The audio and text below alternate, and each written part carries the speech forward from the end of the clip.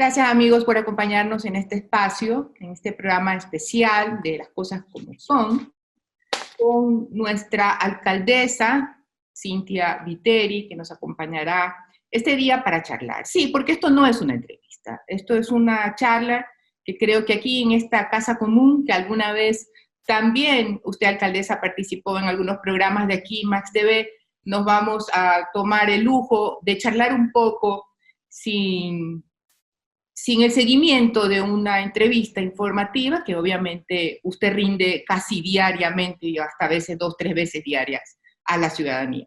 Así que gracias por darnos este espacio y después de saludarla quiero saber cómo están en casa, cómo sigue Joaquín con los efectos del COVID-19.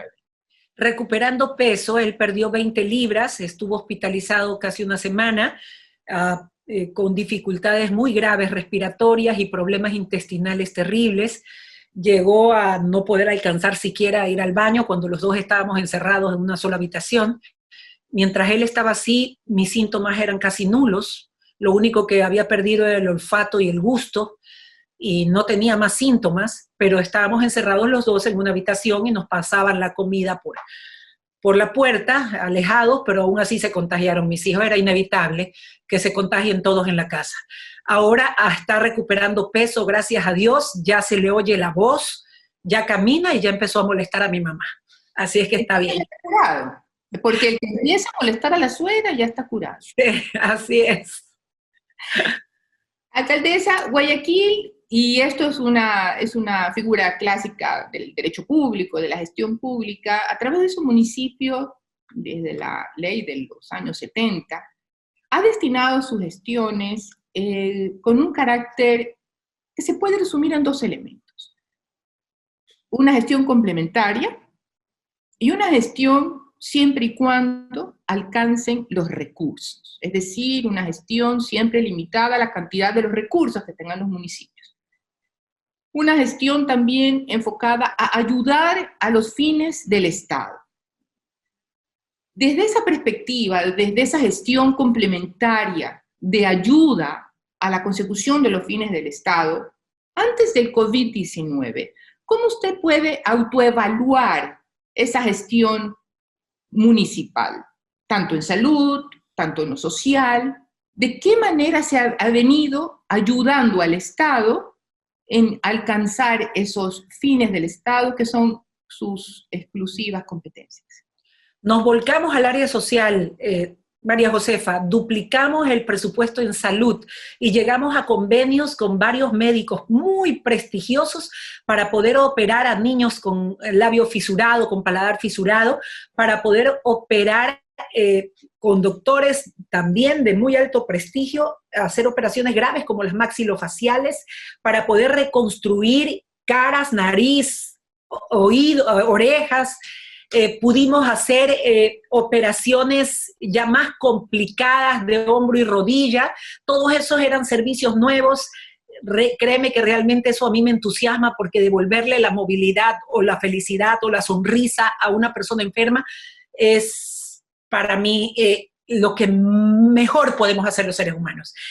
Habíamos avanzado, de hecho, con muchos convenios de este tipo, habíamos potencializado nuestros hospitales del día, que eran 8, pero de repente surgió algo para lo que nadie estaba preparado desde 1842, una pandemia. Pero una pandemia que le correspondía, en efecto, tratar a los hospitales del Ministerio de Salud Pública en toda su dimensión. Nosotros complementábamos el servicio sin ser nuestra competencia por responsabilidad social.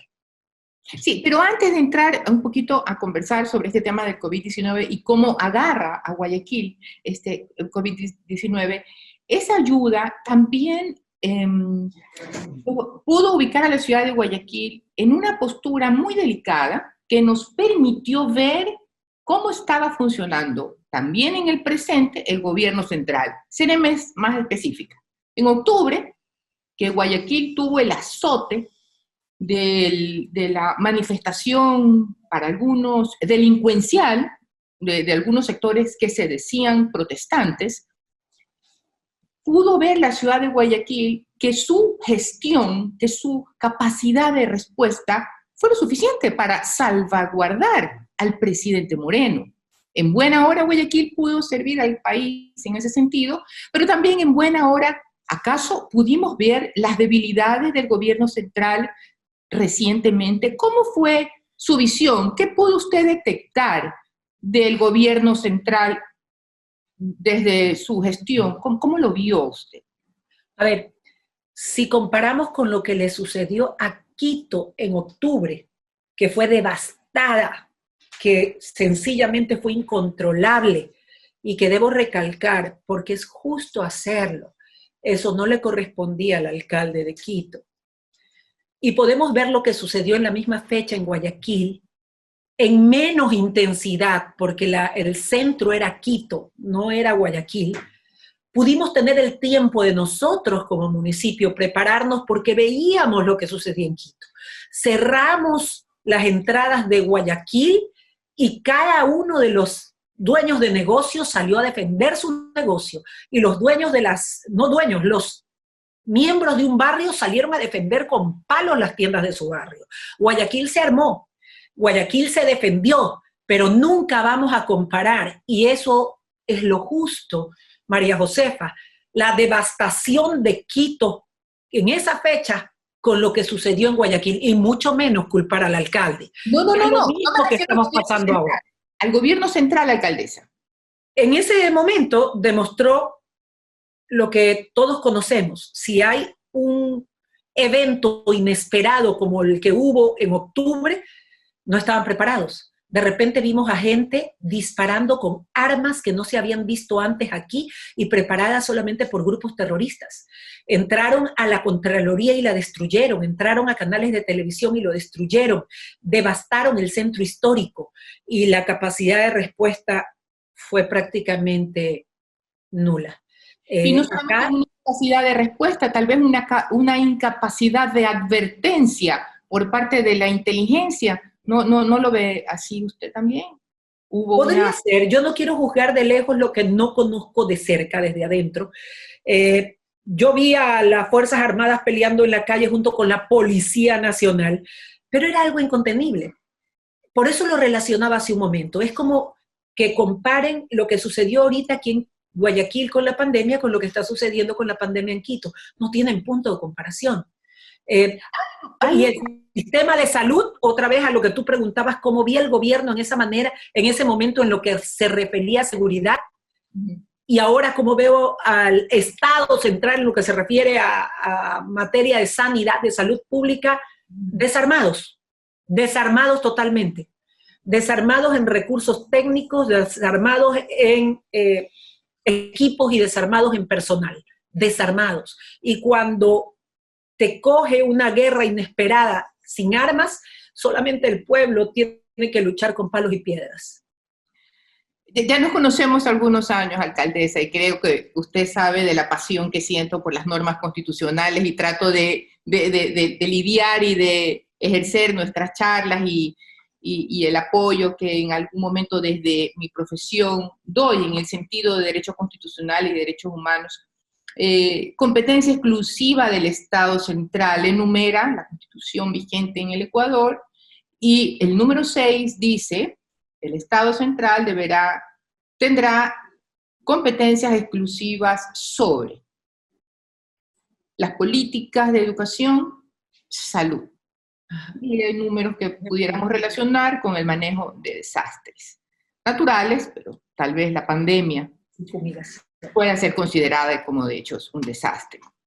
No se trata de culpar a nadie, creo que no, a estas alturas de la vida no es conveniente en el presente, ¿no? Usted lo ha dicho ya. Habrá tiempo para analizar. Habrá tiempo para poder censurar los actos de gobierno, como la Constitución también lo establece, pero sí, ahora sí, centrándonos en el COVID-19, entonces, si pudimos advertir un poco la situación del gobierno central en su incapacidad de respuesta rápida, el COVID también puso en evidencia la incapacidad del gobierno central en temas de salud pública. Y dentro de ese contexto, una pregunta, y tal vez se lo hago ya no como alcaldesa, sino como una mujer que ha tenido una experiencia en la política nacional.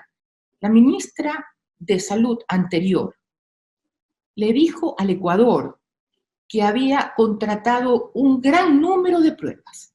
Básico, ahora lo comprobamos y ahora sabemos que solo los países que han podido manejar positivamente esta crisis lo han podido hacer porque el paso 1 que dieron fue garantizar las pruebas para la gente. Desde una visión como la política nacional, ¿cómo usted puede calificar, no ahora, en un futuro, cuando sea la hora de censurar, esa postura de la ministra de Salud? Bueno, yo califico los hechos al final. Hemos tenido pruebas hasta ahora. ¿Cuántas pruebas ha adquirido el gobierno hasta ahora para una pandemia como esta que solamente en Guayaquil, reconocido por autoridades gubernamentales, ha dejado entre marzo y abril más de 8.000 muertos si lo comparas con la misma fecha el año pasado? ¿Cuántas? Yo escuché a una autoridad de gobierno decir que eran 200.000 hasta ahora. O sea, ya no estamos hablando de quién estaba al mando de una cartera, estamos hablando del gobierno como tal. ¿Cuántas pruebas compró el gobierno? ¿Y cuántas pruebas han sido utilizadas y cuántas tenemos hasta ahora? Oí 200.000, solo Guayaquil está trayendo 200.000, ya tenemos 50.000 efectuando en este momento por parte del municipio que no nos corresponde. Ya tenemos 50.000 en este momento trabajándolas territorio por territorio y también en nuestros hospitales del día. Y terminamos, empezando el mes de mayo, tenemos 100.000 moleculares de garganta y nariz. ¿Por qué? Porque como usted bien dice, no podemos saber qué pasa en una ciudad si no sabemos cuántas personas infectadas están.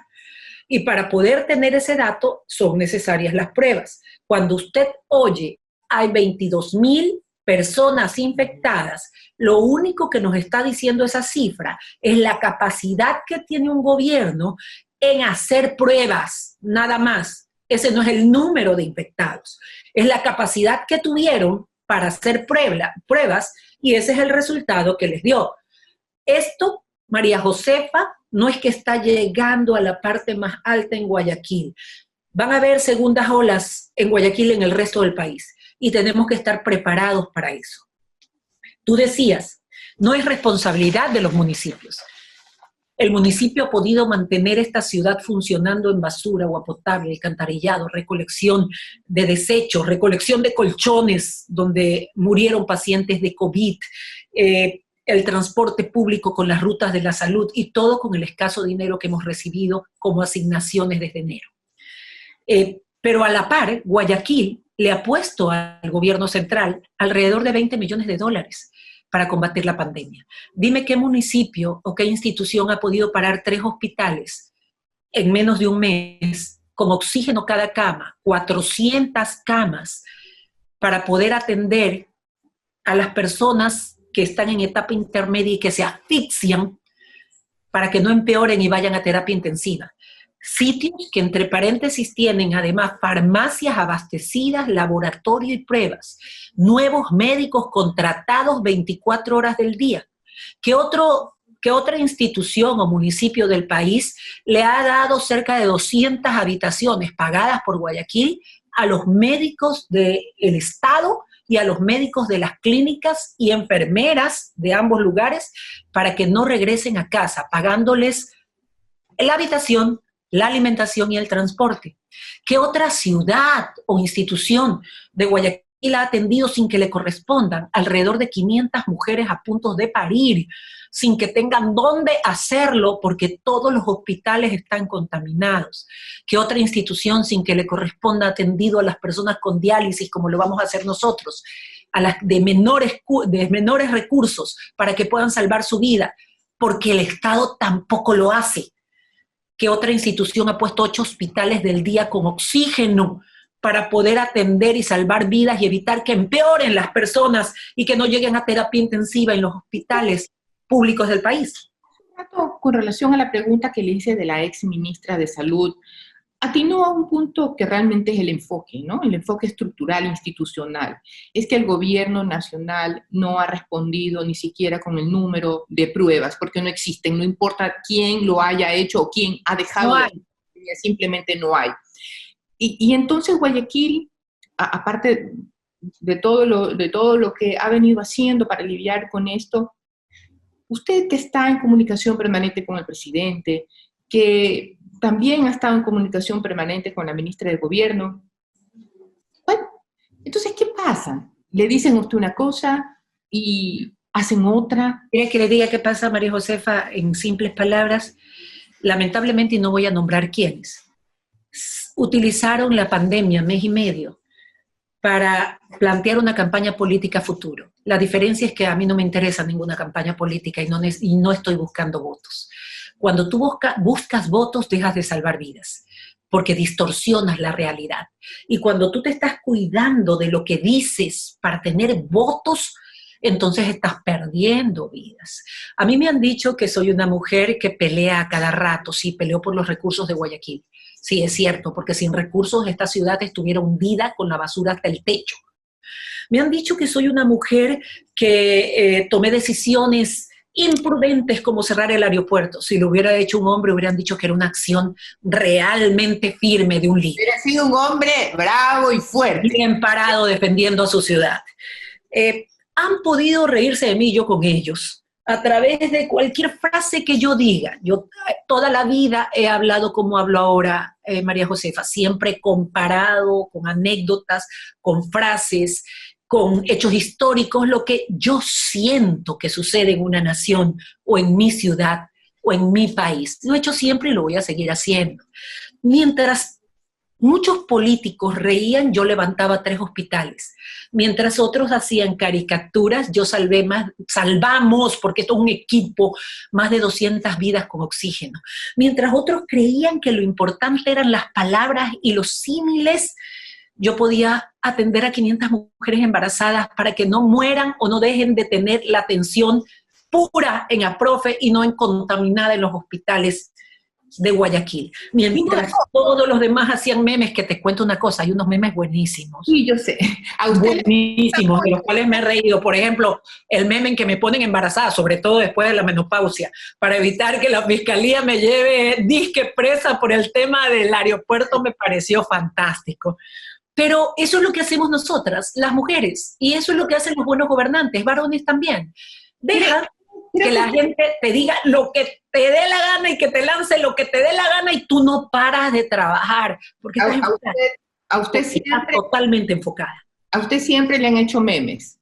Toda la vida, y son buenos. Y recuerdo que alguna vez agradeció que por ahí alguien le pudo conseguir una foto que usted había perdido, y entonces al que le hizo el meme... Sí, en pantalón de baño cuando tenía 19 años. Extraño ese cuerpo y esa figura. Esa ha sido siempre su reacción en su vida política, pero humanamente, Cintia, llega un momento en que uno se pregunta y diga, bueno, puede ser que a usted no le guste que yo haga una comparación histórica, o que cuando la diga, no diga el detalle del año antes de Cristo, o simplemente si no era Grecia, no era Esparta, y no es que quise comparar una guerra atómica, sino que quise decir la sorpresa nefasta cuando llega a la ciudad, cuando habló de Hiroshima. Yo puedo comprenderla porque de alguna manera, como lo dije al principio, esto no es una entrevista, una charla, la conozco. Yo hablo así. Esa es mi manera de hablar y no voy a cambiar. Debe de doler en algún rato del día que no se valore lo que hace una ciudad, lo que es un municipio, cuando tiene una relación, digamos que complicada con el gobierno central. Debe de doler. ¿Sabes qué, María Josefa? Ayer conversé con varios de los alcaldes de la provincia del Guayas. Vamos a tener 95 camas con oxígeno que pone Guayaquil para sus pacientes, que ellos tampoco pueden atender.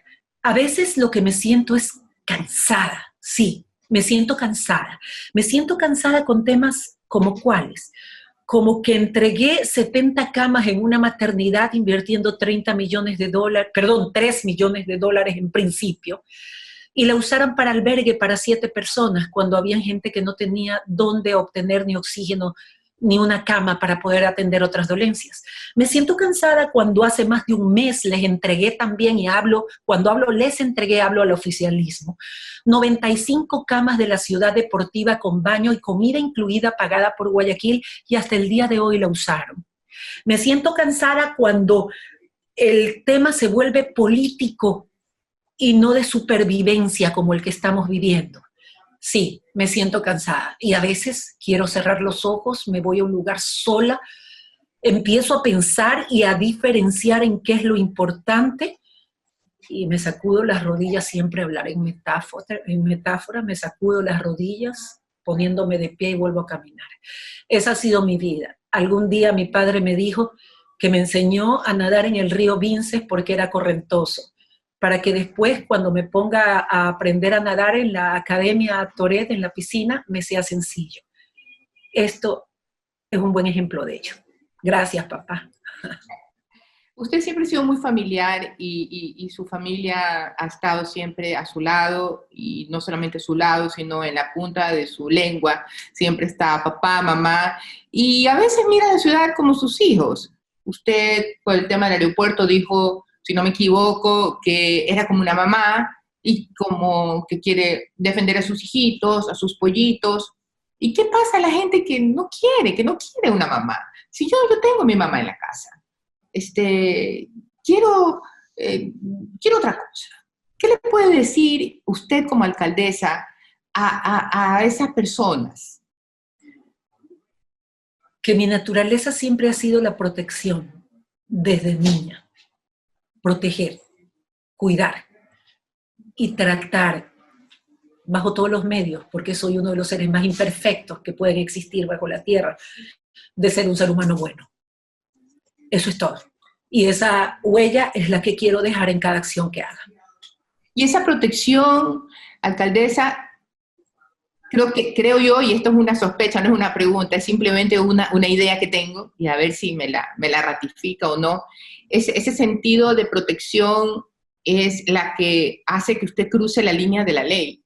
Sí, sí, puede ser de la ley o de lo que no considero justo, María José, aun cuando tú eres conocedora más que yo, y digo más que yo porque tú estudias esto, tú estás dentro de esto.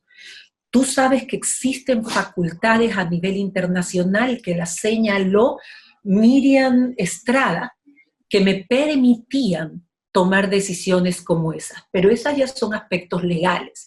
El aspecto real es que si yo sabía que venía un avión con personas, 1, 10 o 100, y que podían poner en peligro la vida de una persona en Guayaquil, lo hubiera hecho igual.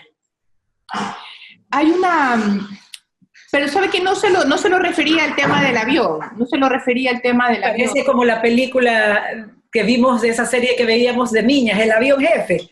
Sí, no.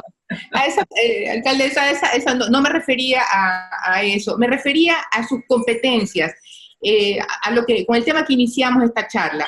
Usted siempre cruza la línea de la ley dando un poco más de lo que cree que necesitamos los ciudadanos para sentirnos protegidos. Y lo digo porque soy testigo de cómo ha avanzado. Amiga no está sola, usted no necesita promoción en ese sentido, así que no se tome esto. Decir la verdad es una obligación para todos, y eso es lo que yo creo que he hecho también durante la vida que le destino a la comunicación. He sido testigo de cómo se ha aumentado la unidad de Amiga no está sola, el apoyo a las casas de acogida, a esa violencia silenciosa que las mujeres pasan, y hoy en día mucho más peligrosa, porque el agresor está dentro y la víctima no tiene posibilidades de salir, ¿no? De salir. A eso me refiero cuando quiero decir, usted ha abordado la ley. Bien, ahora, para ir cerrando, porque se nos acaba el tiempo. Qué pena, porque ya me estaba acostumbrando a charlar. Estaba acostumbrado a conversar conmigo sin estrés de las entrevistas.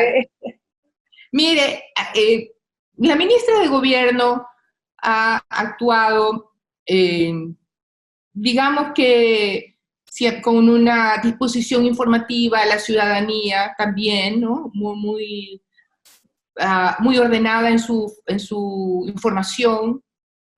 Creo que ha sido clara en su lenguaje, ha mantenido una tranquilidad destacable, que hay que subrayarla. Son dos crisis que le ha tocado vivir, lo de octubre y lo de COVID-19. Puertas adentro con Guayaquil. ¿Cuál ha sido la actitud de la ministra de Gobierno? Te dije al principio, es la adulta del grupo con la que puedo hablar. Ella y yo estamos en veredas totalmente distintas y tal vez así permanezcamos siempre. Pero no voy a dejar de reconocer nunca el valor de ella frente a esta crisis, a esta pandemia. Lo voy a reconocer siempre, aún en medio de discusiones políticas y aún si ella me llegara a atacar algún día políticamente. Es una mujer fuerte que lo ha hecho bien. Todos nos equivocamos. Puedo no coincidir con algunas decisiones de ella, pero no creo que hubiera habido otra persona que lo hubiera hecho mejor en estas circunstancias frente a un desafío como este. Incluso ningún hombre lo hubiera hecho mejor que María Paula. A eso me quería referir. Gracias por completarme la frase. Me atreví a soltar yo la frase para que usted cuide su puesto de alcaldesa, pero es cierto, pareciera que ella es la que tiene más clara la figura en el gobierno central. Así es la que tiene más clara la figura y no le he visto que haya utilizado una tragedia para promoción política en lo absoluto. Finalmente, la última pregunta. Además, le ha tocado dar noticias muy malas, que no traen votos, que no traen resultados. Finalmente, usted ha dicho también que va a invertir, que va a destinar unos préstamos particulares para aquellos emprendedores que puedan pagar su nómina o que puedan pagar sus obligaciones al Seguro Social. Es decir, que hay un destino concreto de dinero para reactivar o seguir empujando la producción que caracteriza a Guayaquil. Pero también hay temas de medio ambiente. Mucho se ha dicho ahora que las nuevas enfermedades y los nuevos virus es la suma de una cadena de violaciones a la vida, violando al medio ambiente. Usted como alcaldesa de Guayaquil, ¿cómo mira, cómo advierte el futuro, tanto productivo y una vida saludable, mejor dicho, más saludable o mejor dicho, una vida sin tanta violación a la normativa de medio ambiente? ¿Cómo usted está pensando en dirigir la ciudad de Guayaquil a esas metas? Como una nueva tierra. Conversé con el exministro de Agricultura, Alfredo Saltos Guale, conversé también con Larisa Marangoni para proponerles algo que podemos hacer aquí en Guayaquil, autosustentable. Dividir la ciudad, sobre todo los sectores más deprimidos de la ciudad, dividirlos por fuentes de autoproducción agrícola. Por un lado, los unos pueden sembrar frutas, los otros legumbres, los otros pueden criar gallinas, los otros pueden producir huevos y poder trabajar como barrios en la autosustentación de su familia, sobre todo las mujeres, para que dejen de depender de a veces relaciones tóxicas que terminan con la vida de ellas y la de sus hijos. Estamos trabajando dentro de la mesa económica y este es uno de los planes. El otro, María Josefa, que me entusiasma muchísimo porque toda tragedia te deja lecciones, es poder atender a las mujeres embarazadas de escasos recursos durante su embarazo, dándoles educación para la planificación de su hogar, de su familia, atendiendo al bebé en su vientre con su alimentación, luego su parto y luego atendiendo al niño los 2 primeros años de vida con su nutrición, que son los básicos para que su cerebro luego pueda aprender lo que le trae la vida en educación. Es un proyecto que no está en firme, es un sueño, pero los sueños se empiezan a escribir y se empiezan a realizar, y con Vivian Almeida, que es la directora de La Mujer, también lo estamos armando pieza por pieza, rompecabezas por rompecabezas. Aquí tenemos ya la maternidad. Luego de la pandemia van a haber grandes proyectos ahí. Para mí ese lugar se debe llamar Hospital Municipal Bicentenario. es lo que nos va a quedar de recuerdo de que nos pudimos poner de pie, aún en medio de la tragedia, en el bicentenario. Es que usted habla de sueños y Guayaquil sueña en grande. Ahora tenemos que recuperarnos en grande y para eso hay que seguir reglas. La vida no volverá a ser la misma en Guayaquil. No volveremos a estar saludándonos como siempre, ni acercándonos como siempre. Tenemos que aprender y para eso tengo una campaña lista para salir al aire, solo de educación ciudadana. Desde que llegues a tu casa y deja tus zapatos y tu ropa afuera, báñate inmediatamente, lava tu cara, porque no solamente son tus manos, lava tu cara inmediatamente. Protege a tus hijos de la misma manera. ¿Qué alimentos debes comer para que tu sistema inmuno esté fuerte? ¿Cómo te debes proteger ante rebrotes de un virus que se va a quedar viviendo con nosotros muchos años? Así cambian las cosas. Entre la campaña Soñemos en Grande a la campaña Tenemos que protegernos en grande. Muchísimas gracias por su tiempo. Sé que anda como loca, porque usted no la para nadie, ni el COVID-19. Así que cuídese y gracias por este espacio. Realmente ya extrañaba poder conversar con ustedes. Para mí también, María Josefa, extrañaba conversar contigo. Extrañaba esa mirada gigante. Y eso que tengo los lentes para que no se asuste, porque usted siempre dice que tengo unos ojos muy grandes. Bueno, alcaldesa nos ha acompañado en este programa especial. Le deseamos toda la suerte del mundo y pues que siga adelante. Y un abrazo con todas las medidas de seguridad a Joaquín. Gracias, María Josefa, y un abrazo a tu esposo.